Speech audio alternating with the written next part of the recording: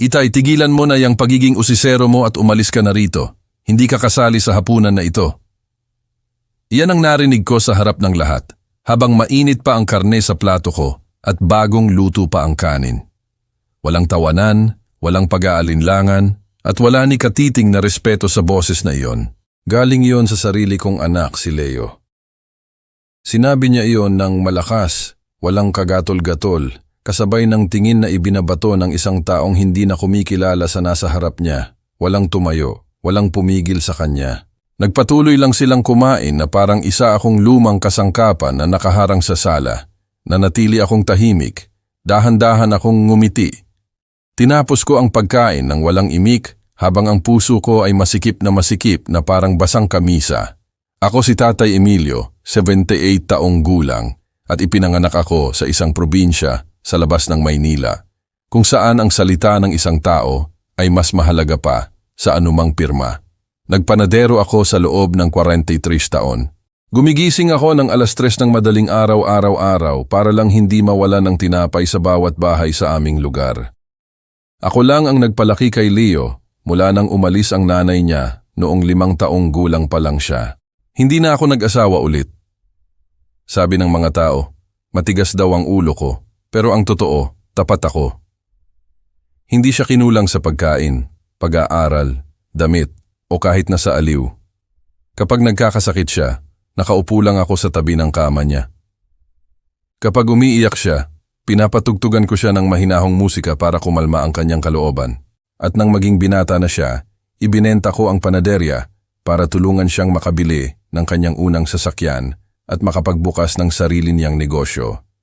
Ibinigay ko ang buhay ko sa kanya buong maghapon at magdamag nang hindi naghihintay ng anuman kundi respeto. Pero noong gabing iyon, habang nagtatawanan ang mga kaibigan ni Leo at umiinom ng mamahaling alak na ako ang nagbayad ng hindi ko nalalaman, naintindihan kong sa sarili kong bahay, isa akong hadlang.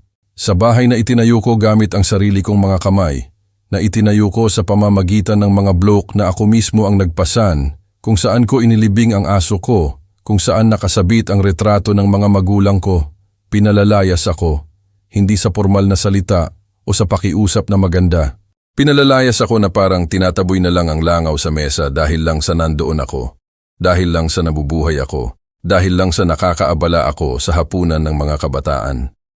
Gaya ng sinabi ng isa niyang kaibigan, tinawag nila akong matanda, usisero, at walang sino man, walang-wala, ang nagtanggol sa aking lugar. Kahit si Maricel, ang asawa niya, na minsan umiyak sa balikat ko noong nawawala sa sarili si Leo. Noong gabing iyon, wala akong sinabi. Tumayo ako ng mahinahon, dinala ko ang plato ko sa lababo gaya ng ginagawa ko sa buong buhay ko, at umakyat para matulog, pero hindi ako nakatulog. Umupo ako sa kama, nakasandal ang mga siko sa mga tuhod ko, nakatingin sa bakanting dingding, at pinapakinggan ang tawanan nila sa ibaba.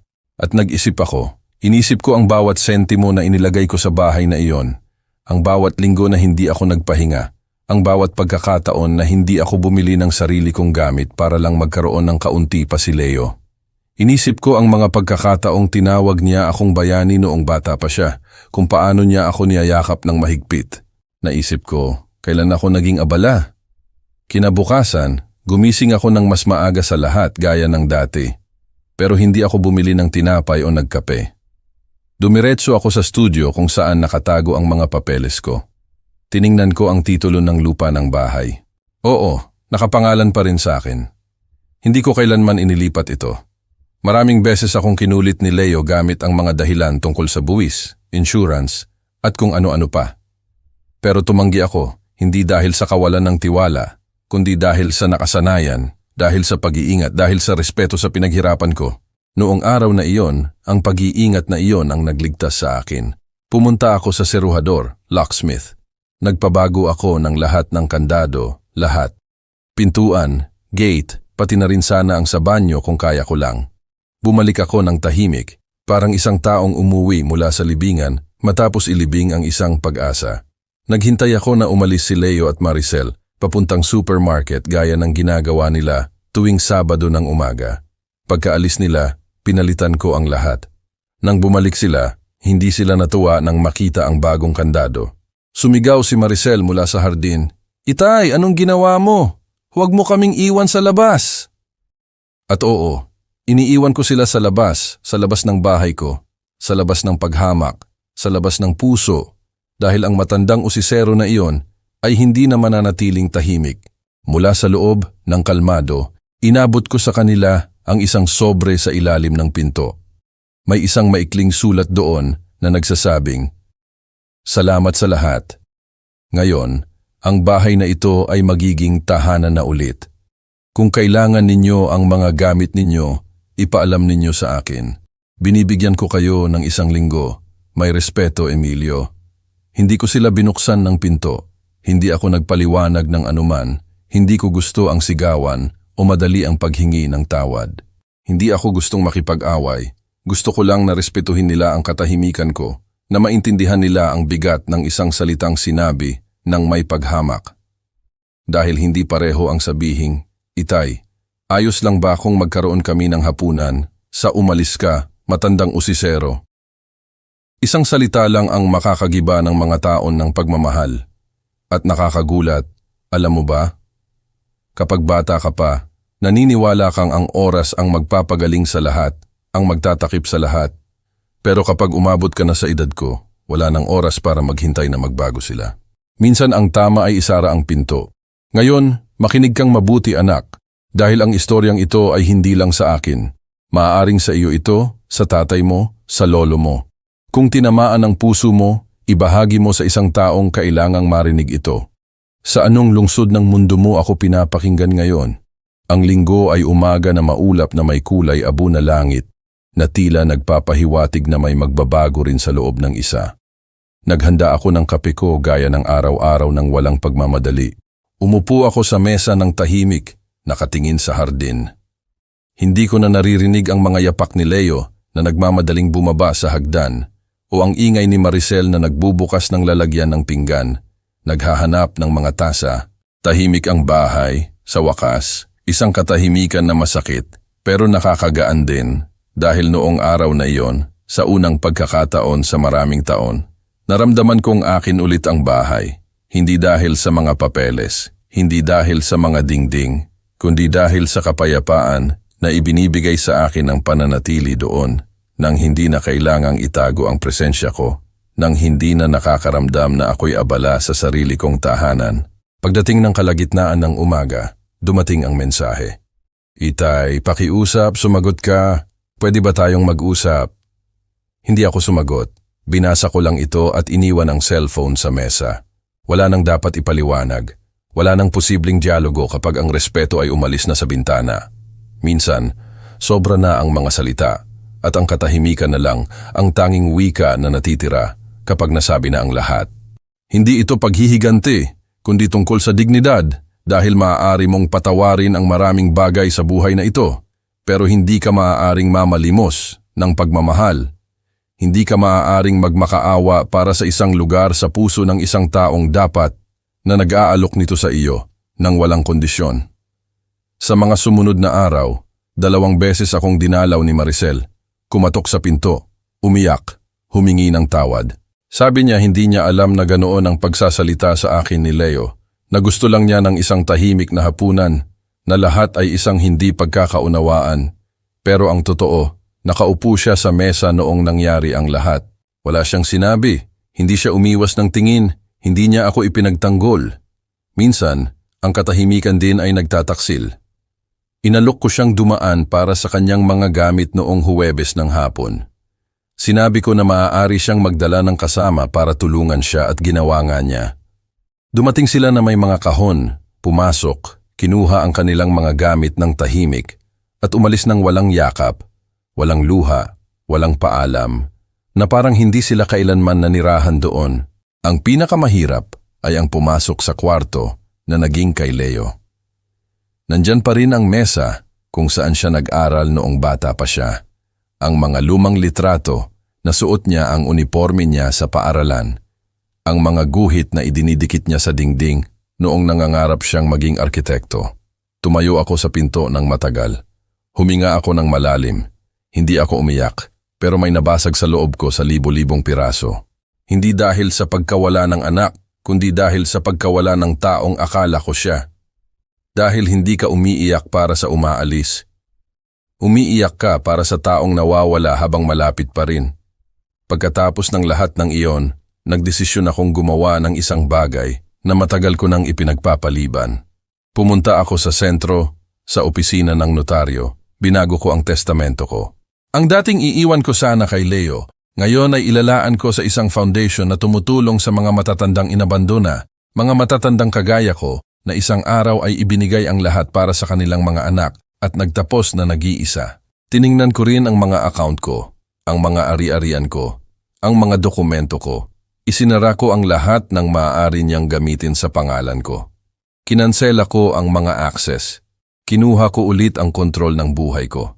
Hindi ito dahil sa galit, kundi dahil sa proteksyon, dahil natuto ako sa mga hampas, na ang pagmamahal ay nangangailangan din ng mga limitasyon. Isang kapitbahay, si Aling Teresita, ang nagdala sa akin ng kakanin noong Biyernes na iyon. Tiningnan niya ako ng may pagmamahal at sinabi, "Nalaman ng buong lugar, Tatay Emilio, pero sasabihin ko sa iyo, tama ang ginawa mo, oras na."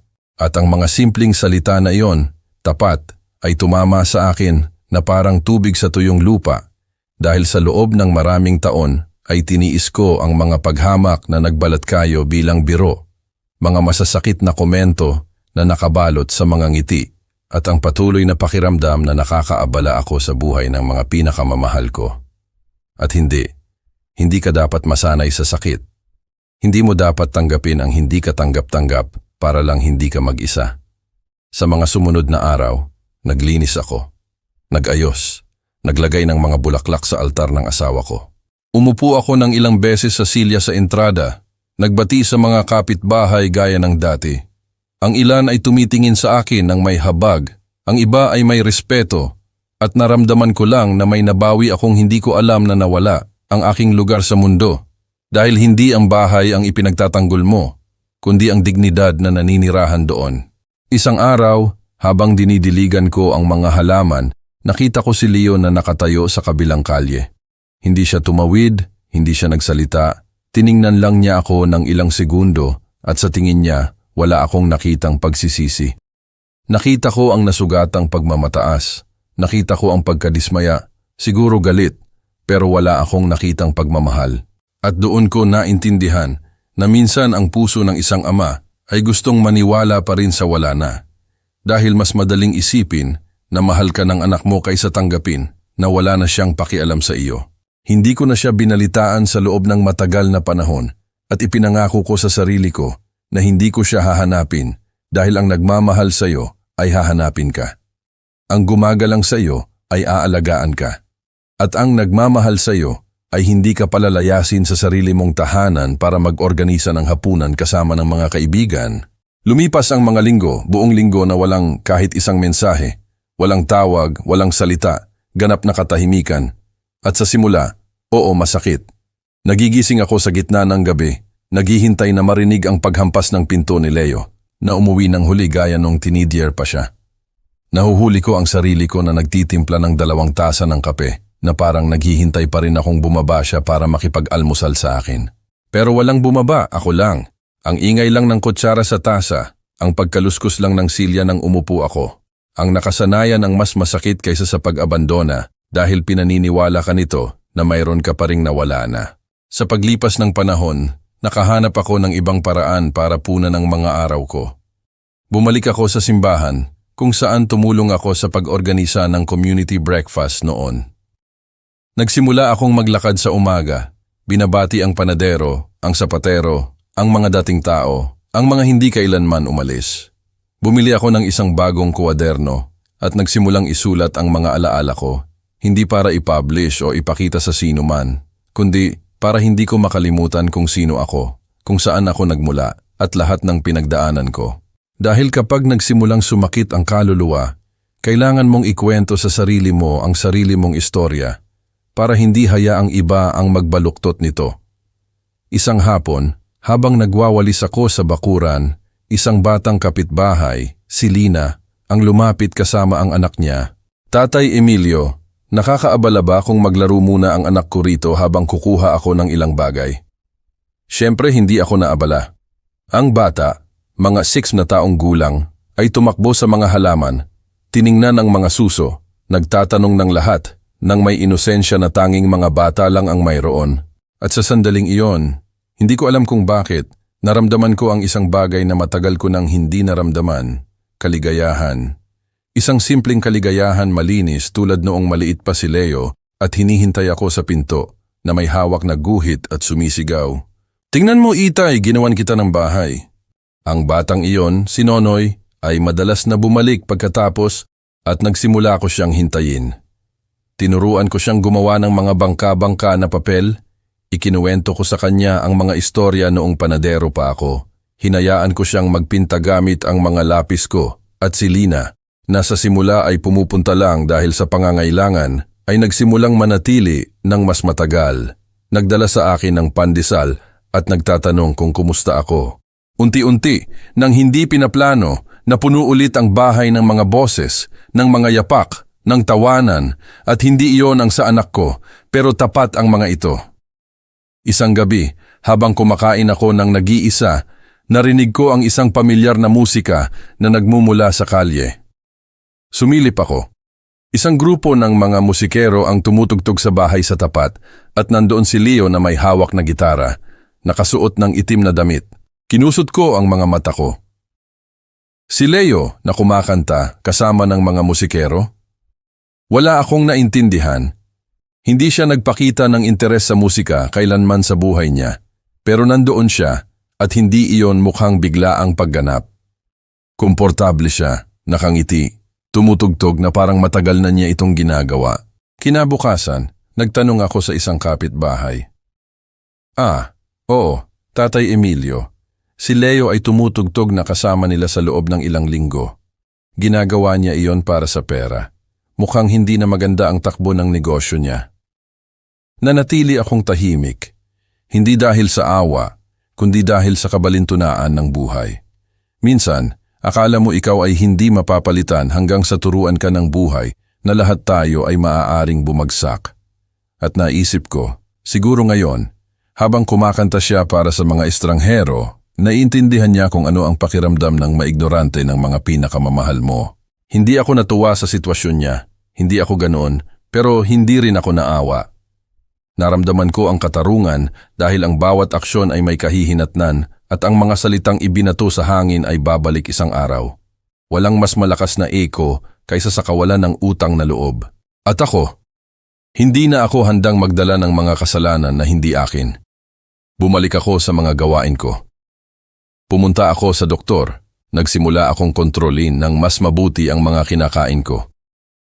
Ipinagpatuloy ko ang isang lumang hobby, ang carpentry. Sa likod ng bakuran, gumawa ako ng isang bagong silya.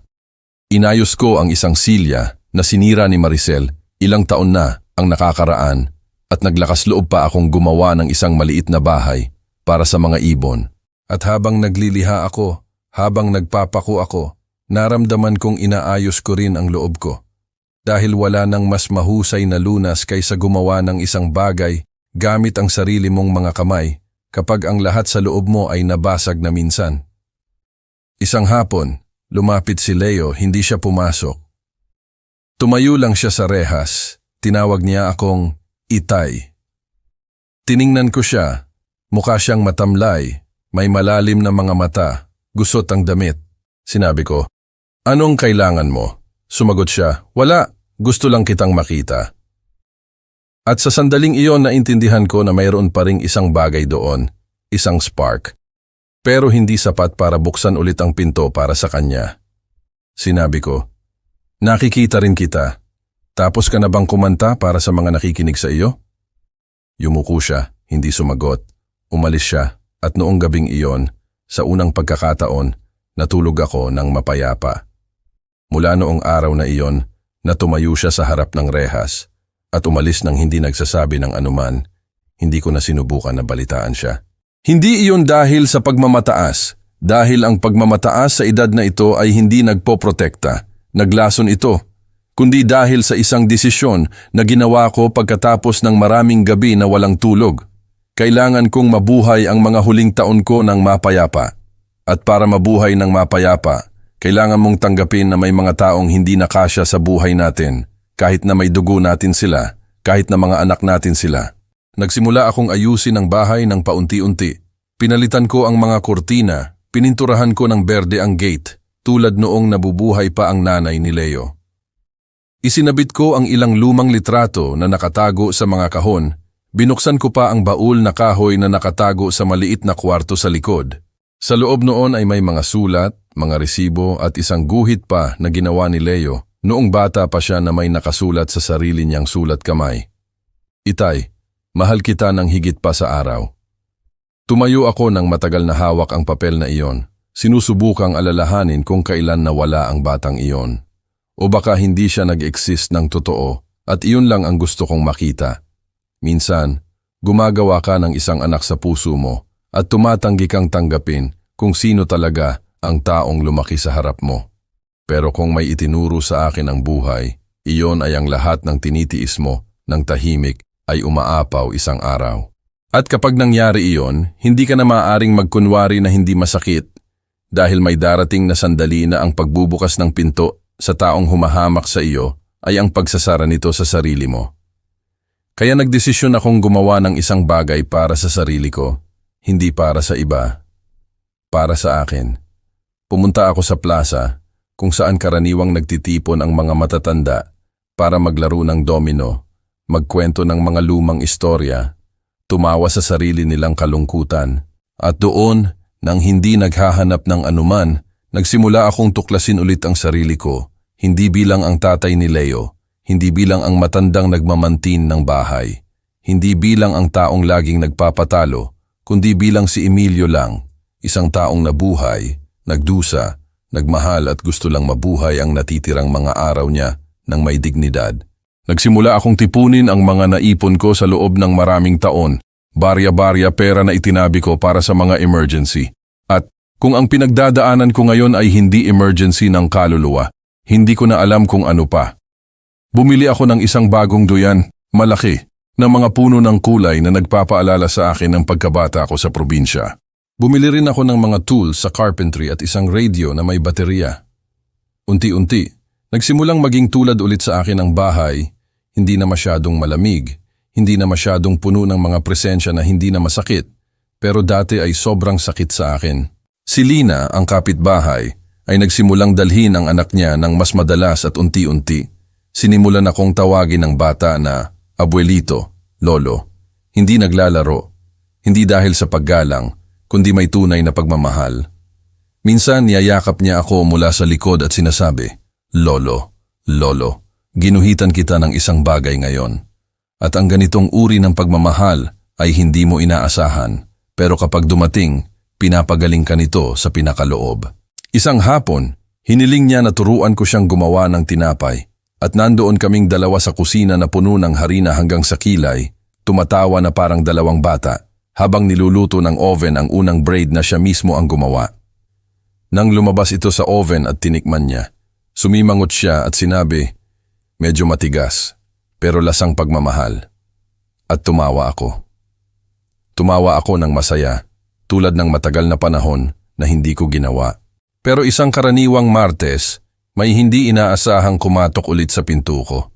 3 patay na katok. Sumilip ako sa bintana. Si Leo iyon. May backpack sa balikat, pagod na mukha nakayuko. Hindi siya mukhang galit o talunan. Mukha siyang walang laman. Binuksan ko siya ng dahan-dahan. Nanatili kaming tahimik ng matagal hanggang sa sinabi niya, dumating lang ako para isauli ito sa iyo. Inabot niya sa akin ang isang lumang sobre. Sa loob ay may mga kopya ng mga susi ng bahay. Ang mga susi na hindi niya kailanman hiniling na ipatawad ko dahil sa pagtatangkang angkinin. Hindi ko tinanong kung nasaan siya o kung bakit siya bumalik. Sinabi ko lang, salamat. Tumango siya, umikot para umalis. Pero bago siya tumawid sa gate, huminto siya. Huminga siya ng malalim at bumulong, hindi ko inakala na papalitan mo ang mga kandado. At sumagot ako, hindi ko inakala na tatawagin mo akong usisero. Tiningnan niya ako na puno ng luha ang mga mata. Hindi na siya nagsalita at umalis nang walang paumanhin, walang kasinungalingan, walang anuman. At nanatili ako doon, nakatayo sa harap ng pinto na may hawak na sobre. Hindi ako umiyak, pero nakaramdam ako ng bigat sa dibdib, hindi dahil sa kanya, kundi dahil sa lahat ng maaaring nangyari. Dahil ang namamatay sa pagitan ng isang ama at anak ay hindi ang pag-ibig, kundi ang pag-asa. Ngayon, ang bahay ay mas magaan, mas akin. At kung may magtanong sa akin kung namimiss ko siya, sasabihin kong oo, pero hindi siya. Namimiss ko ang anak na akala ko ay mayroon ako, ang nagpinta ng mga puso sa mga maluwag na papel, ang nagsabi na ako ang kanyang bayani. Pero ang anak na iyon ay marahil nag-exist lang sa mga alaala ko. Hindi ko alam kung sa anong eksaktong sandali nabasag ang isang bagay sa loob ng isang ama. Minsan naniniwala tayo na ito ay sa isang matinding away, sa isang sigaw na nakakasakit, sa isang malinaw na pagtataksil, pero hindi. Kadalasan, nababasag ito sa katahimikan, sa pag-iipon ng maliliit na pagkawala, ng mga salita na hindi nasabi, ng mga malamig na kilos na nilulunok mo, nang may pag-asa na magbabago siya. Nahuli kong napagtanto, pero napagtanto ko dahil maaari mong isara ang pinto ng bahay. Pero ang pinakamahirap ay ang isara ang pinto ng puso. Lumipas ang ilang linggo, hindi na bumalik si Leo, walang tawag, walang sulat, wala man lang mensahe na nagtatanong kung kumusta ako. Wala. At ang nakakagulat ay kahit na masakit sa simula sa paglipas ng panahon, ang katahimikan na iyon ay naging kapahingahan din dahil wala nang mas maraming sirang pangako, wala nang kailangang maghintay ng mga kilos ng pagmamahal na hindi kailanman darating. Nagsimula akong tingnan ng buhay mula sa ibang lugar, hindi bilang isang taong inabandona, kundi bilang isang taong nagdesisyong manatili sa sarili niya. Patuloy na dinadala ni Lina ang anak niya. Minsan nananatili sila para maghapunan. Naghahanda ako ng arroz con pollo, lentehas, kung ano-ano. Gustong-gusto niya ang mga niluluto ko. Sabi niya, nagpapaalala iyon sa kanya ng lola niya. At ang batang iyon ang nagligtas sa akin sa maraming paraan na hindi niya man lang naiisip.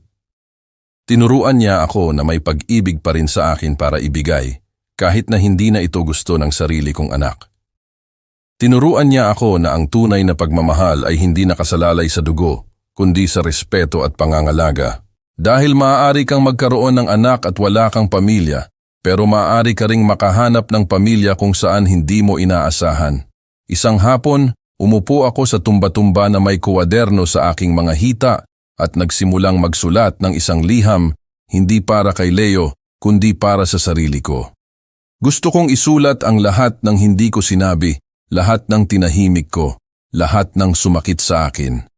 Sumulat ako mula sa unang araw na nakita ko siyang ginawa gamit ang kanyang nanginginig na maliliit na kamay at nakapikit na mga mata hanggang sa huling araw na nakita ko siyang umalis sa rehas na may hawak na mga susi. Sumulat ako ng bawat sakripisyo, bawat gabi na may lagnat na umupo ako sa tabi niya, bawat linggo na niluto ko ang paborito niyang pagkain, bawat pagkakataon na ibinenta ko ang isang bagay na akin para bilhin ang gusto niya. At isinulat ko rin ang bawat paghamak na nagbalat kayo bilang biro, bawat kilos ng kawalang interes, bawat pagkakataon na pinaramdam niya sa akin na ako ay abala. Nang matapos ako, isinara ko ang kwaderno, tinalian ko ito ng laso at inilagay ko ito sa aparador, sa tabi ng mga litrato ng kabataan ko. Hindi ito isang kilos ng sama ng loob, kundi isang kilos ng pamamaalam dahil hindi ko na gustong maging ang taong naghihintay ng isang bagay mula sa isang taong walang maibibigay sa akin.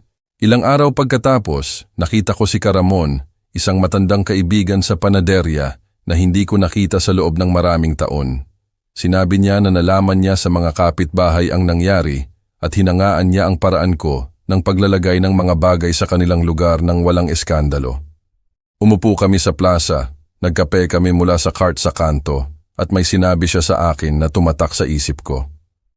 Hindi mo maaaring pilitin ang sino man na mahalin ka, pero maaari kang magdesisyon kung sino ang patuloy mong bubuksan ng puso at tama siya.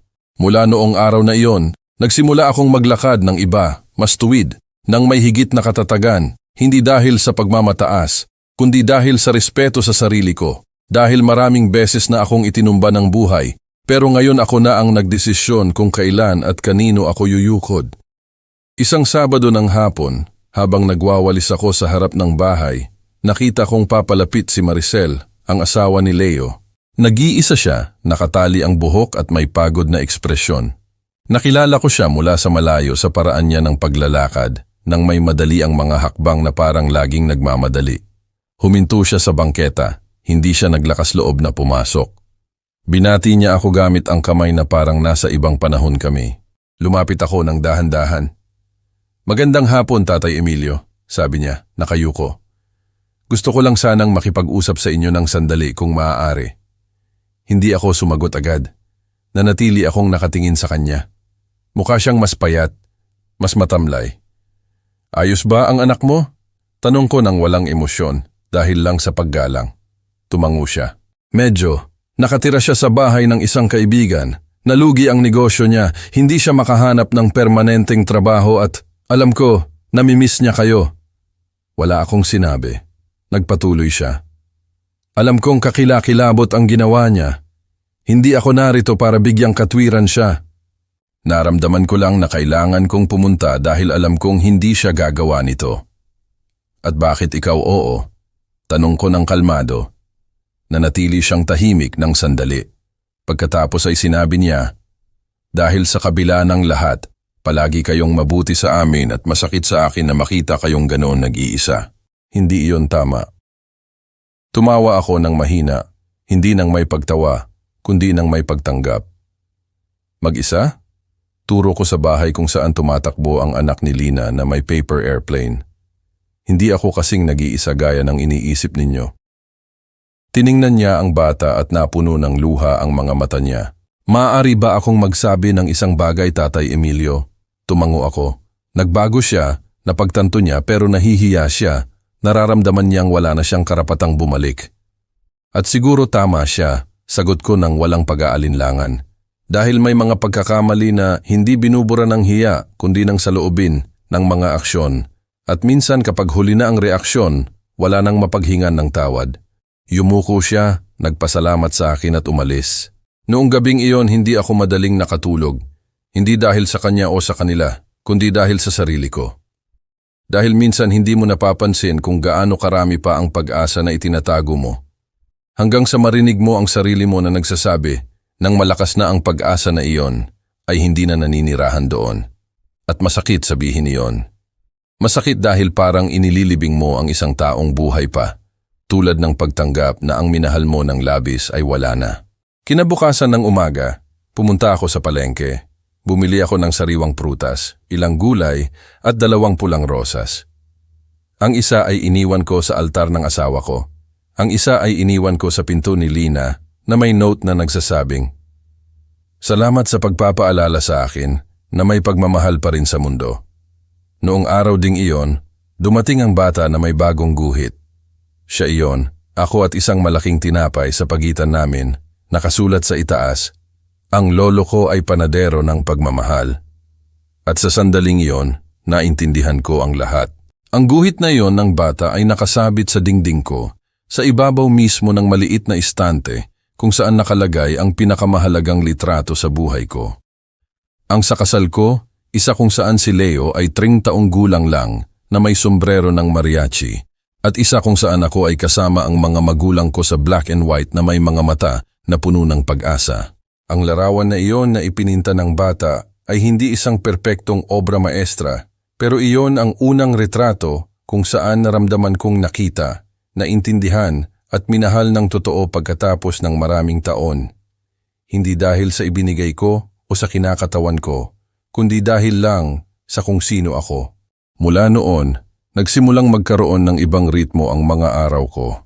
Gumigising ako ng mas maaga na may pagnanais na maghanda ng almusal, hindi lang para sa sarili ko, kundi sakaling dumaan si Lina o ang anak niya para bumati.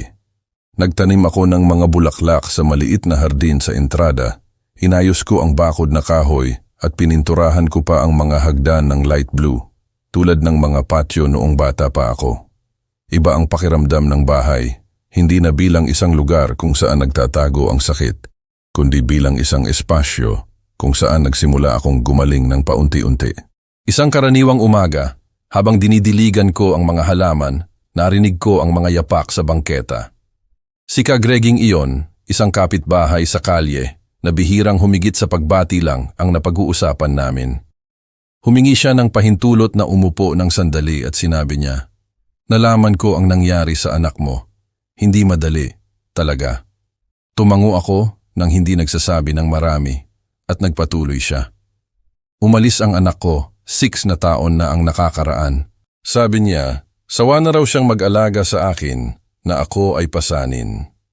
Mula noon wala na akong alam, pero nakikita kita, Emilio, at binibigyan mo ako ng lakas dahil akala mo ikaw lang, pero hindi. Ang pag-uusap na iyon ay nagpabigat sa isip ko. Ilang mga magulang ba ang dumadaan sa parehong bagay ng tahimik? Ilang tao ba ang hinahamak sa sarili nilang mga bahay, ina-ignore ng mga pinakamamahal nila, itinatapon na parang lumang kasangkapan? At ang pinakamasama, ilan ba ang patuloy na nagbibigay katwiran sa masamang pagtrato na iyon? Iniisip na bahagi iyon ng pag-ibig. Dahil oo, sa loob ng maraming taon ginawa ko rin iyon. Sinasabi ko sa sarili ko na pagod si Leo, stressed, na hindi niya napapansin ang sinasabi niya, na ang lahat ng mga anak ay dumadaan sa mahihirap na yugto.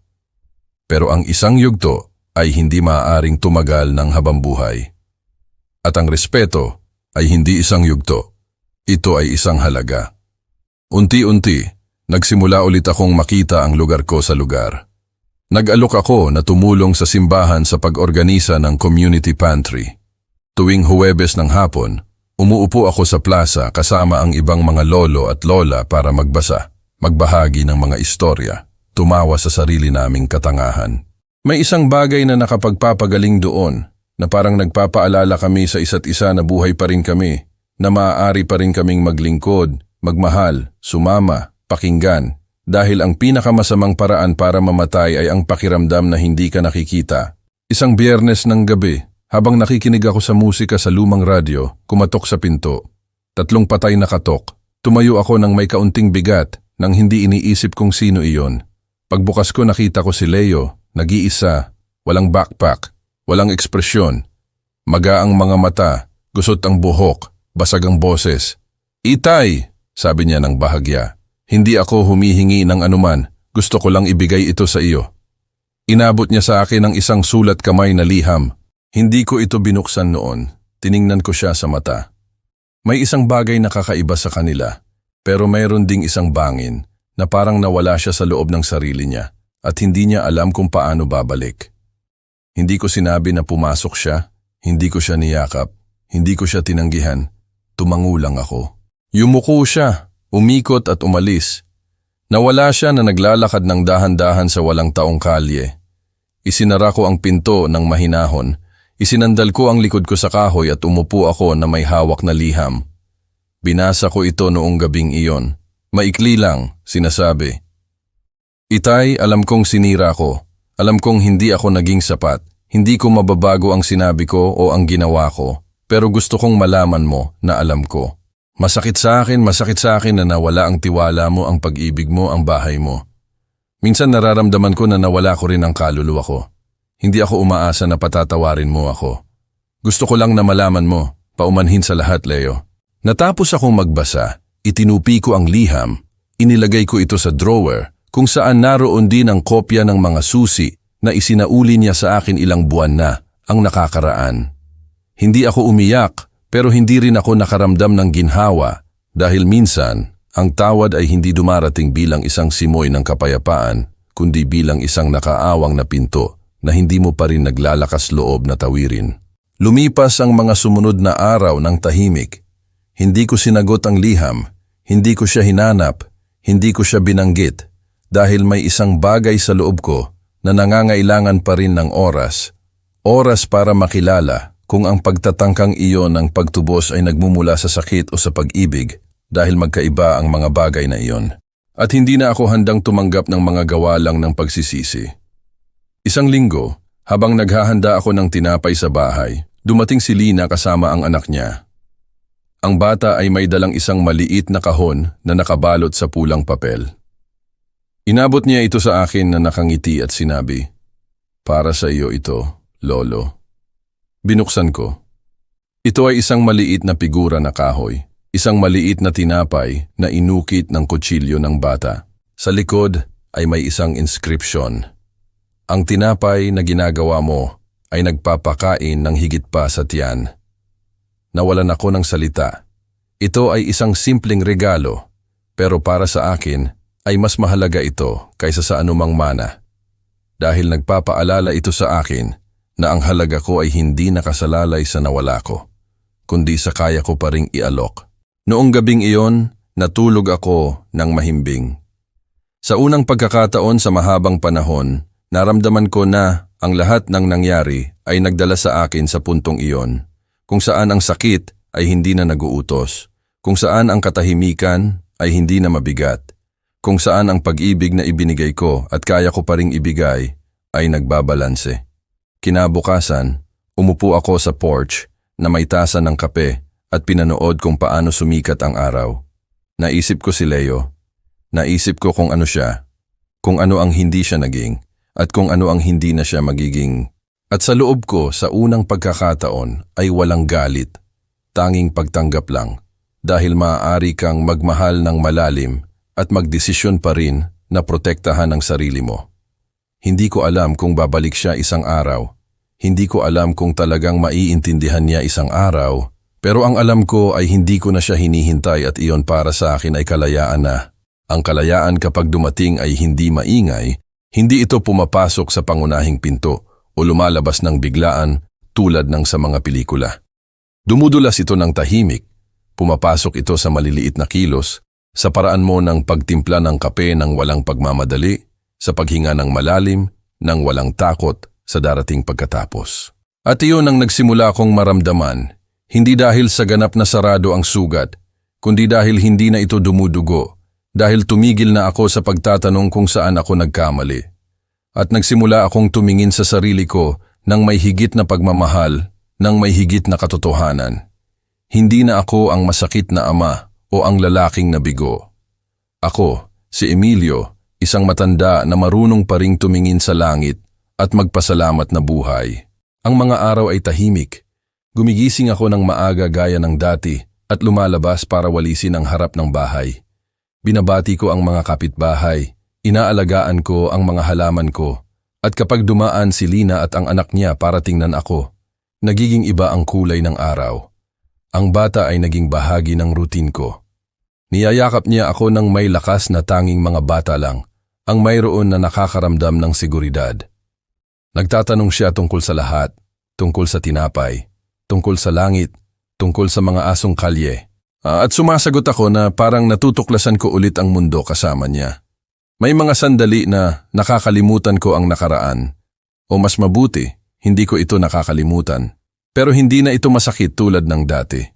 Isang araw sa palengke, nakasalubong ko si Aling Bising, isang babae na naging kaibigan ng yumaong asawa ko. Nag-usap kami at inanyayahan niya ako sa isang maliit na grupo ng mga nakatatanda na nagtitipon tuwing Martes ng hapon sa Cultural Center.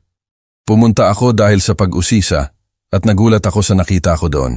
Mga taong tulad ko na may mahihirap na istorya, na may mga pagkawala pero may pagnanais na tumawa, matuto, magbahagi. Ang ilan ay nagpinta, ang iba ay kumanta, ang iba ay nakinig lang. Naramdaman kong maayos, naramdaman kong may kasama, naramdaman kong kapakipakinabang. Nagsimula akong umattend tuwing linggo. Nagdadala ako ng tinapay na homemade para i-share at kapalit nito nakakatanggap ako ng mga istorya, kanta, yakap.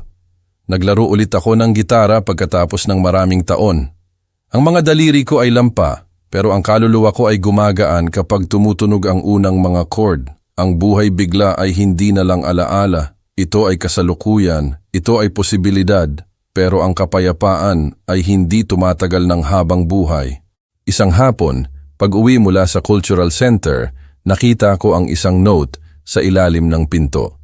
Galing iyon kay Leo. Sinasabi, "Itay, gusto ko lang malaman kung ayos ka. Alam kong wala akong karapatan, pero naiisip kita araw-araw. Hindi ko alam kung ano ang dapat kong maramdaman pagkatapos basahin ito. Hindi ito galit, hindi ito kalungkutan. Ito ay isang bagay na mas mahirap ipaliwanag. Ito ay parang muling nagbukas ang sugat, pero hindi para dumugo, kundi para makahinga. Umupo ako sa tumba-tumba na may hawak na note at nanatili ako doon ng tahimik, hinahayaan ang mga emosyon na gawin ang dapat nilang gawin. Noong gabing iyon, hindi ako nakatulog. Hindi dahil sa angst, kundi dahil may gumagalaw sa loob ko. Hindi ko alam kung ito ba ay habag o panibagong pagkadismaya. Naisip kong sagutin siya, naisip kong i-ignore siya, naisip ko ang lahat ng naisip ko na ng maraming beses, pero sa huli wala akong ginawa, huminga lang ako. Dahil minsan ang tunay na kilos ng paggaling ay hindi ang pagsasalita, kundi ang pagpapaalam sa katahimikan na magsalita para sa iyo. Lumipas ang ilang araw nang walang malalaking abala. Ang routine ay bumalik sa tahimik nitong ritmo. Nagdala sa akin ang bata ng isa pang guhit, sa pagkakataong ito ng isang bahay na may malaking hardin at ang parirala na dito naninirahan ang kabutihan. Isinabit ko ito sa tabi ng isa pa. Sila ang mga bagong trophy ko, hindi ng tagumpay, kundi ng resilience. Isang hapon, habang dinidiligan ko ang mga halaman, tinanong ako ni Lina kung maaari kaming mag-usap ng kaming dalawa lang. Mukha siyang hindi komportable. Umupo siya sa bangko na bato sa patio at sinabi niya, "Tatay Emilio, ayokong makialam, pero hinanap ako ni Leo. Tinawag niya ako ilang araw na ang nakakaraan. Hiniling niya na kausapin ko kayo. Sinabi niya na ikwento ko kung kumusta kayo, kung ano ang ginagawa ninyo, kung tinatanggihan pa rin ninyo siya." "At anong sinabi mo?" Tanong ko nang hindi nagbabago ang tono. "Ang totoo," sagot niya. "Sinabi ko na nakikita ko kayong mas kalmado, mas buo, na nakangiti na ulit kayo. Pero sinabi ko rin na hindi na kayo ang dati, na wala na kayong inaasahan sa kanya." Tumango ako. Wala nang dapat sabihin. Tiningnan niya ako sa mata at sinabi niya, "Hindi alam ni Leo kung paano aayusin ang sinira niya." "At ang totoo, hindi na kailangan," sagot ko. "Dahil may mga bagay na kapag nabasag ay hindi na inaayos, nagbabago sila at kailangan mong magdesisyon kung mamumuhay ka sa mga sirang piraso o kung magsisimula ka ng bago." Tumahimik si Lina. Pagkatapos ay niyakap niya ako at sa kilos na yon, naintindihan ko na napakinggan ako, hindi ni Leo, kundi niya. At iyon ay nakapagpagaling din. Ilang araw pagkatapos, paglubog ng araw, tumunog ang doorbell. Nagbukas ako at nakita ko ang isang kahon ng karton. Walang tao sa paningin. Sa loob ng kahon ay may isang photo album. Ito ang luma kong album, ang akala kong nawala. Puno ito ng mga larawan ni Leo noong bata pa siya. Nang ako nahawak siya, ng luma naming bahay habang ginagawa pa, ng una niyang birthday, ng graduation niya. Sa takip ay may isang papel na nagsasabing, "Salamat sa pagiging lahat, kahit hindi ko alam kung paano pahalagahan." Dinala ko ang album sa sala, inilagay ko ito sa mesa at binuksan ko. Tiningnan ko ang bawat litrato na parang ito ang unang pagkakataon. Ngumiti ako. Umiyak ako ng kaunti. Naalala ko pero hindi nang may sakit, kundi nang may respeto, nang may pasasalamat dahil naranasan ko iyon, kahit hindi natapos tulad ng gusto ko. Noong araw ding iyon, nagdesisyon akong gumawa ng isang bagay. Pumunta ako sa aparador. Kinuha ko ang kwaderno kung saan ko isinulat ang internal letter ko, ang hindi ko kailanman ibinigay, at sinunog ko ito sa bakuran, hindi bilang kilos ng galit, kundi bilang pagsasara. Dahan-dahang kinain ito ng apoy, at sa bawat pahina na nasunog naramdaman ko na may isang bagay sa loob ko na lumaya. Walang tawad, walang pagkakasundo, pero may kapayapaan, at ang kapayapaan ay sapat na. Dahan-dahang dumilim. Umupo ako sa bangko ng porch kasama ang anak ni Lina na naglalaro ng trompo. Hinaplos ko ang buhok niya at sinabi niya sa akin, "Lolo, paglaki ko gusto kong maging tulad ninyo." Ngumiti ako ng may basa ng mga mata at sumagot ako, "Kung ganoon mas mahusay ka na kaysa sa akin, dahil marunong kang magmahal ng hindi nakakasakit." Sa sandaling iyon, alam ko na kahit nabigo ako ng anak ko, hindi ako nabigo bilang ama, dahil may pag-ibig pa rin ako para ibigay. At ang pag-ibig na iyon ngayon ay may ibang patutunguhan, isang hindi masakit, isang nagbabalik sa akin sa buhay.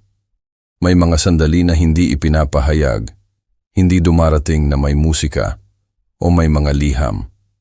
walang pangalan o oras. Nagaganap lang sila tulad ng isang gust na nagbabago ng direksyon ng hangin. Ganoon ang araw na iyon, isang karaniwang umaga kung saan pumasok ang araw sa bintana at ang amoy ng bagong lutong tinapay ay pumuno sa bahay. Nasa kusina ako na may mga kamay na nababalutan ng harina nang marinig ko na may huminto sa harap ng gate. Hindi sila kumatok, hindi sila nagsalita, tanging isang anino lang, tahimik. Tiningnan ko sa kurtina at alam ko agad, si Leo iyon.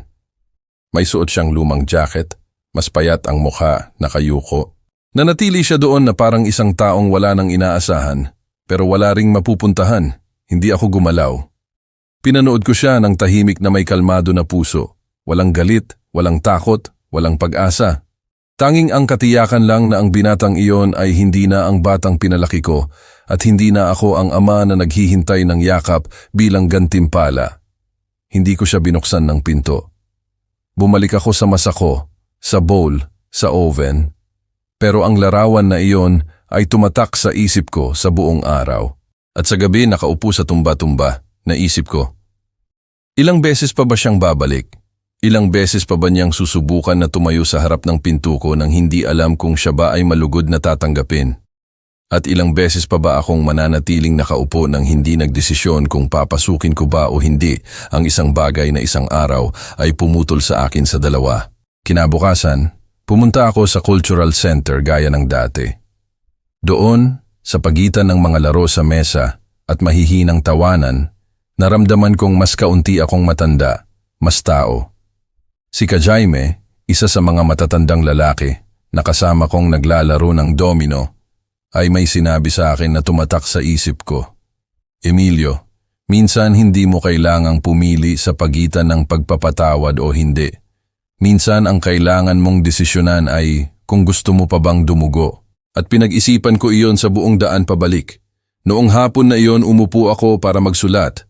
Hindi isang liham, hindi isang mensahe, tanging maluwag na mga pag-iisip lang, tulad ng isang taong naglilinis ng isang silid na sarado sa loob ng maraming taon. Minsan sapat na hindi na ito masakit. Paglubog ng araw, kumatok ako sa gate ni Lina. Hiniling ko kung maaari siyang magdala ng isang bagay kay Leo kung sakaling makikipag-ugnayan ulit siya sa kanya. Hindi iyon pagkain o damit, ito ay isang kopya ng isang sulat kamay na papel na nagsasabing, ayos ako, sana ay ayos ka rin. Wala na akong maibibigay sa iyo kundi ang katahimikan ko, mag-ingat ka. Tiningnan niya ako nang may pagtataka pero wala siyang sinabi. Tumango siya, inilagay ang papel at niyakap ako. Sa kilos na yon ay may complicity at isang uri ng respeto na hindi nabibili dahil si Lina, kahit bata pa, ay may tahimik na karunungan ng isang taong alam kung ano ang muling pagtatayo. Lumipas ang mga araw nang walang malalaking gulo. Nagpatuloy ako sa pagluluto, pag-aalaga sa mga halaman ko, pagtuturo sa bata kung paano gamitin ang mga tools sa carpentry. Ginawa namin ng magkasama ang isang maliit na bahay para sa mga ibon at isinabit namin ito sa puno sa harap ng bahay. Kinabukasan ay may mga naninirahan na agad na parang alam nila na ang lugar na iyon ay ligtas din para sa kanila. Pero isang linggo ng hapon na may nagbago. Nakaupo ako sa porch at umiinom ng kape. Nang dumating si Padre Martin, ang pari ng simbahan sa lugar. Lumapit siya ng may tahimik na hakbang. Binati niya ako ng may tunong mahinahon na palagi niyang mayroon at sinabi niya, Tatay Emilio, dumating ako para magkwento sa inyo. Hindi dahil kailangan, kundi dahil naniniwala ako na nararapat ninyong malaman. Inanyayahan ko siyang pumasok. Umupo siya sa harap ko, inilagay ang sombrero niya sa hita niya at pagkatapos ng isang mahabang buntong hininga nagsimula siya. Dumating si Leo para makita ako ilang araw na ang nakakaraan. Umu-attend siya sa mga lecture tuwing Biyernes. Sabi niya gusto niyang makahanap ng kapayapaan pero hindi niya alam kung paano mamuhay sa ginawa niya. Hiniling niya na turuan ko siyang magdasal ulit, hindi dahil gusto niyang tubusin ang sarili niya sa harap ng Diyos, kundi dahil nararamdaman niya na nawala ang boses niya kahit para kausapin siya. Nanatili akong tahimik, hindi dahil sa pagtataka, kundi dahil sa respeto. Nagpatuloy ang pari. Nagsalita siya tungkol sa inyo, hindi bilang isang taong nag-abandona sa kanya, kundi bilang isang taong nagturo sa kanya ng lahat at nanawala niya dahil sa kanyang kasalanan. Hindi niya hinahanap na patawarin ninyo siya, hinahanap niya na huwag ninyo siyang kamuhian. Tiningnan ko siya ng may kalmadong mga mata, nang may kaluluwang pagod na sa kakaiyak sa loob. Hindi ko siya kinamumuhian, Padre, pero hindi ko na rin siya kailangan sa buhay ko. Tumango si Padre Martin at may sinabi siya na nagpawalang lakas sa akin sa loob. Minsan ang tunay na tawad ay hindi isang yakap, ito ay ang hindi pagbato ng bato. Tumayo siya, nakipagkamay sa akin at umalis. Nanatili ako doon sa ilalim ng kulay kahil na langit ng paglubog ng araw, nagtatanong sa sarili ko kung marahil iyon ang ginawa ko sa buong panahong ito. Hindi ibinato ang bato, hindi ibinalik ang sakit ng may mas maraming sakit, hindi isinigaw ang masakit din sa akin, hindi ko siya binuksan ng pinto. Oo. Pero hindi ko rin ito isinara ng may kandado ng habang buhay. Noong gabing iyon, umupo ako sa harap ng altar ng asawa ko. Kinausap ko siya ng mahina tulad ng ginawa ko noong buhay pa siya. Sinabi ko na hindi ko alam kung ano ang dapat gawin, na nararamdaman kong payapa, pero nagkasala rin dahil sa pagiging payapa, na nagsimula akong mabuhay ulit nang wala ang anak namin, at na hindi ko alam kung iyon ba ay isang uri ng pagtataksil o ng pagiging mature. Hiniling ko ng may kaluluwa na bigyan niya ako ng isang sign. Anuman, kinabukasan pagbukas ko ng bintana, may nakita akong isang bagay sa maliit na bahay ng ibon. Isang maliit na note na nakatali sa isang laso. Bumaba ako, kinuha ko ito ng maingat. Nakasulat ito sa sulat kamay ni Leo. Hindi ako umaasa na mahalin mo ako. Gusto ko lang na huwag mo akong alalahanin ng may galit. Nandito pa rin ako mula sa labas, pero nagpapasalamat na nagmula ako sa iyo. Umupo ako sa sahig, ipinikit ko ang mga mata ko, huminga, hindi ako umiyak. Naramdaman ko lang na may isang bagay sa loob ko na gumagaan, na parang ang note na iyon ay ang huling ladrilyo ng isang dingding na hindi na kailangang suportahan. Mula noong araw na iyon, hindi ko na binalitaan si Leo, hindi ko siya hinanap, hindi ako nagtanong. Pero tuwing titingnan ko ang maliit na bahay ng ibon, naiisip ko siya, kung ano ang hindi siya naging. At naintindihan ko na minsan hindi ibinabalik sa atin ng buhay ang mga nawala, pero ibinabalik sa atin ang isang bagay na mas mahalaga, ang kakayahang magpatuloy ng walang sama ng loob. Patuloy na naging bahagi ng buhay ko si Lina at ang anak niya. Ipinagdiwang namin ang birthday ko ng magkasama. Gumawa ang bata ng cake gamit ang sarili niyang mga kamay at sinabi niya sa akin sa tainga, "Kayo ang pinakamahusay na lolo na maaari kong magkaroon." At doon ko nalaman na lahat ay sulit dahil kahit nawalan ako ng anak, ibinalik sa akin ng buhay ang isang puso. Ang birthday ay simple, pero puno ng mga detalye na hindi nabibili. Isang tablecloth ng mga bulaklak sa mesa ng kainan, isang cake na ginawa ng maliliit na kamay ng isang bata na ngayon ay tinatawag akong lolo ng walang pag-aalinlangan, at mga sariwang bulaklak na inilagay ni Lina sa isang lumang florera na iningatan ng asawa ko ng may labis na pagmamahal. Walang nagdala ng mamahaling regalo, walang nag-usap tungkol sa mga appearance, tanging tawanan lang, tapat na pagmamahal at isang kakaibang pakiramdam na parang ang buhay mismo ang nagsasabi sa akin, may oras ka pa para maging masaya. Noong gabing iyon umupo ako sa harap ng kwaderno kung saan ako nagsusulat ng hindi ko sinasabi. Pero hindi ako sumulat, binuksan ko lang ito. Binasa ko ang ilang lumang pahina at nakita ko ang sarili ko na nakalarawan sa mga salitang iyon. Nasaktan, nalito, nasugatan. At gayon paman, nandoon din ang taong nagdesisyong hindi na tumahimik, ang naglagay ng mga limitasyon, ang nagpalit ng mga kandado, ang nagsabi ng tama na nang hindi sumisigaw. Isinara ko ang kwaderno at inilagay ko ito. Hindi ko na kailangang magsulat para pakawalan ang nararamdaman ko. Ngayon sinasabi ko ito sa mga kilos ko, sa mga katahimikan ko, sa mga desisyon ko. Dahil may mga sakit na hindi gumagaling sa pagsasalita, kundi sa pamumuhay ng iba. Lumipas ang mga araw at ang bahay ay patuloy na naging isang kanlungan, hindi para magtago, kundi para magbahagi. Minsan dumating ang mga tao mula sa cultural center, minsan mga kapitbahay na dati ay bumabati lang, at ngayon ay nakikita ako bilang ang matandang matalino sa kalye. Hindi dahil alam ko ang lahat, kundi dahil nabuhay ako ng sapat para maintindihan kung kailan manahimik, kung kailan magsalita at kung kailan pakawalan. Isang linggo, habang inaayos ko ang mga tools sa workshop, nakakita ako ng isang kahon na may lumang gamit ni Leo, mga sirang laruan, mga kwaderno sa paaralan, isang liham na isinulat niya sa akin noong 2 taong gulang siya para sa Father's Day. Salamat sa lahat, Itay. Paglaki ko, gusto kong maging tulad mo, malakas, makatarungan at mabuti. Umupo ako sa sahig. Binasa ko ang parirala na yon nang hindi bababa sa 10 beses at hindi dahil sa nostalgia, kundi dahil naintindihan ko bigla na ang sumira sa lahat ay hindi isang kilos, isang salita, isang nakakahiyang hapunan. Ito ay isang kadena ng mga pagpipilian ko sa kanya, sa atin. At kahit na masakit sa akin ng labis, ang pag-ibig na iyon sa pagkabata ay totoo, umiral at iyon ay sapat na. Hindi ko na kailangan ng higit pa, hindi ko na kailangang bawiin ito, hindi ko na kailangang isara ang cycle ng may pilit na yakap. Ginawa na ng buhay ang bahagi nito at ako ang sa akin. Hinikayat ako ni Lina na mag-enroll sa isang bagong aktibidad sa center, oral narration. Tumawa ako sa simula. Sino ang gustong makinig sa mga istorya ng isang lumang panadero na retirado?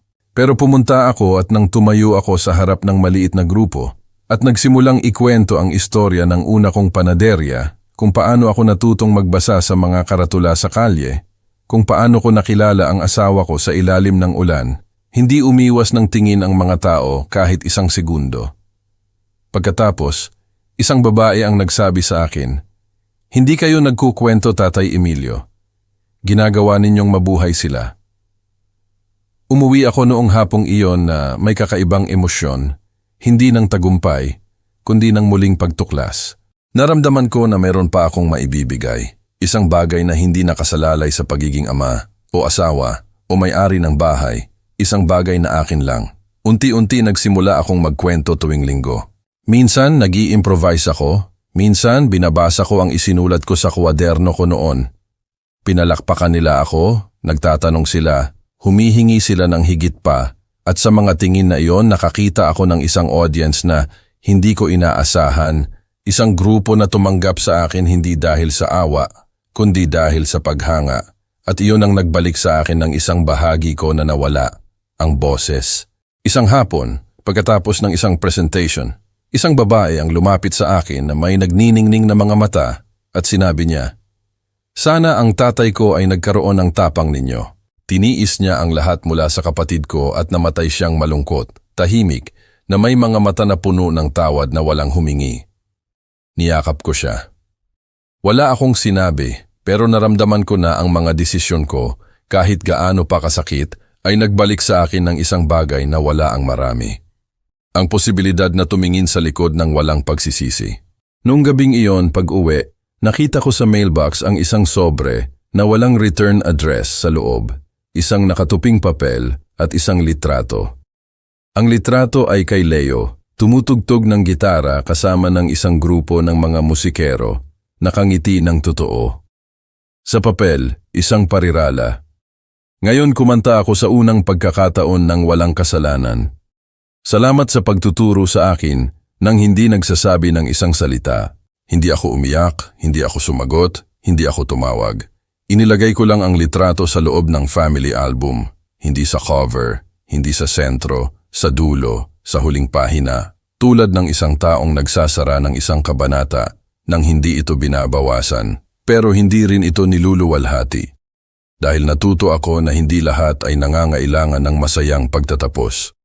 Minsan ang kailangan mo ay isang marangal na pagtatapos at iyon sa wakas ay sa akin. Tahimik ang bahay noong umagang iyon.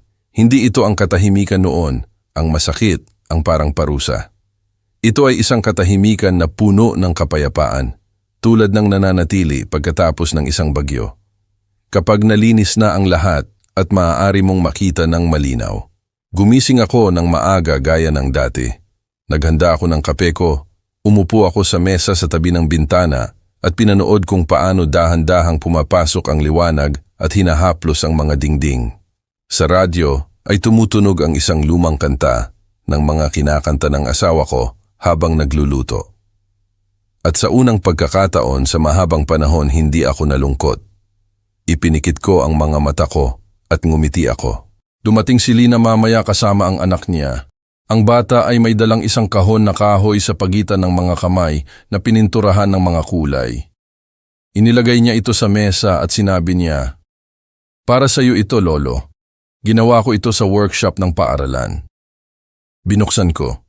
Sa loob ay may isang liham na nakasulat sa sulat kamay ng bata. Sinasabi, "Salamat sa pag-aalaga sa akin. Salamat sa pagiging kaibigan ko. Paglaki ko gusto kong magkaroon ng puso mo." Hindi ko maiwasan na mabasa ang mga mata ko dahil sa mga salitang iyon ay naroon ang lahat ng inaasahan kong marinig at hindi ko kailanman naglakas loob na hilingin. Lumuhod ako, niyakap ko siya ng mahigpit at sinabi ko sa kanya sa tainga, "Mayroon ka ng magandang puso, kailangan mo lang itong protektahan mula sa mundo." Tiningnan niya ako na parang hindi niya lubos na naintindihan.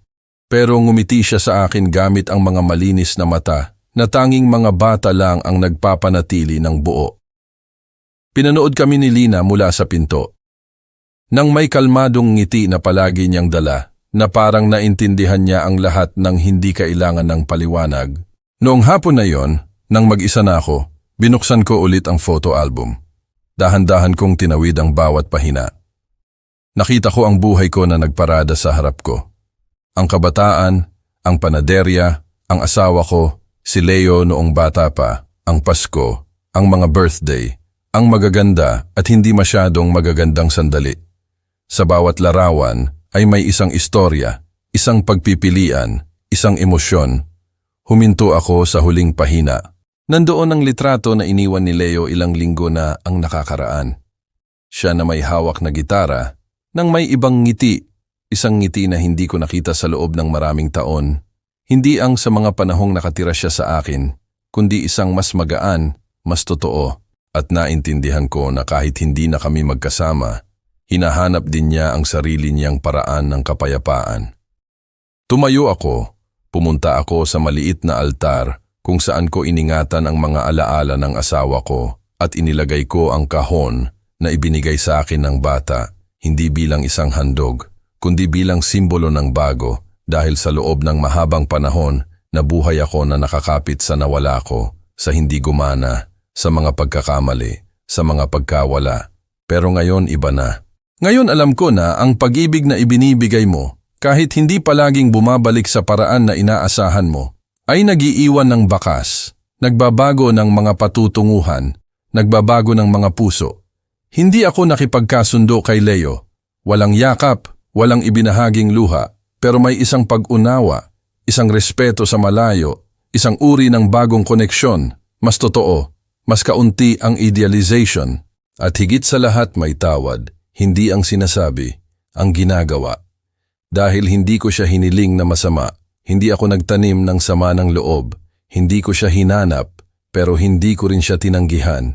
Hinayaan ko siyang sundin ang kanyang landas at sinunod ko ang akin. Tuwing Martes nagpatuloy ako sa pagpunta sa Cultural Center. Nagsimula akong magbigay ng mga workshop ng narration para sa iba pang mga nakatatanda. Ikinuwento namin ang buhay at sa pagitan namin gumawa kami ng isang hindi nakikitang net ng alaala at aliw. Doon ko nakilala si Ka Felipe, isang lalaking 92 taong gulang na nagsasabi na hindi pa huli para magsimulang tumawa ng totoo. Nakipagkaibigan ako sa kanya. Tinuruan niya ako na kahit ang mga nawalan ng higit sa akin ay maaari pa ring magmahal ng walang takot. At yon ang nagbigay sa akin ng lakas para magpatuloy. Hindi dahil ang lahat ay perpekto, kundi dahil natuto akong mamuhay sa hindi perpekto. Isang araw, habang nag-oorganisa kami ng isang exhibition ng mga kwento, dinalhan ako ni Lina ng isang balita. Inalok siya ng trabaho sa ibang lungsod. Niyakap niya ako ng mahigpit na may luha sa mga mata. Sinabi niya na ayaw niyang umalis, na natatakot siyang iwan ako ng mag-isa. Sumagot ako na nagawa niya na para sa akin ng higit pa sa magagawa ng maraming anak, na pinunan niya ang isang kawalan ng hindi humihingi ng anuman.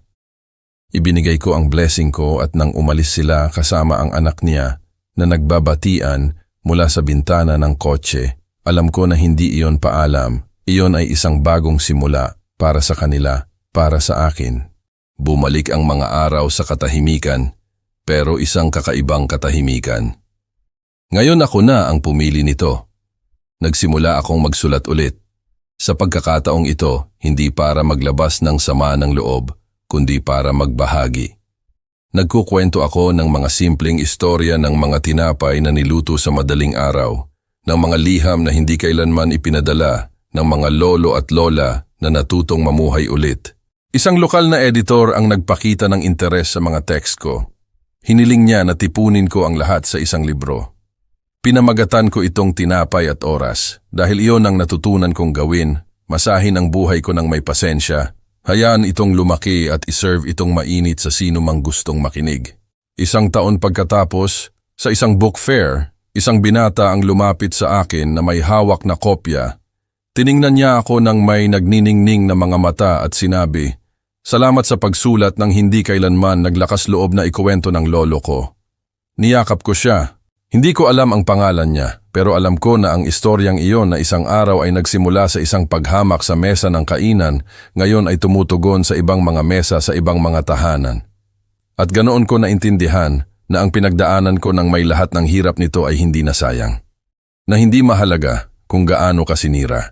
Kung mayroon kang tapang na muling itayo ang sarili mo, maaari kang magmahal ulit, magtiwala ulit, mabuhay ulit, na ang mga anak ay maaaring magkamali, na ang pamilya ay maaaring magpasakit, pero maaari mong palaging piliin na huwag magkamali sa sarili mo, na huwag maging kaaway ng sarili mong puso.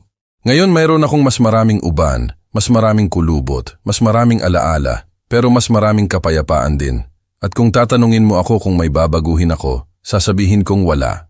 Dahil ang lahat ng pinagdaanan ko ay nagdala sa akin dito, at ang dito na ito ay higit pa sa sapat.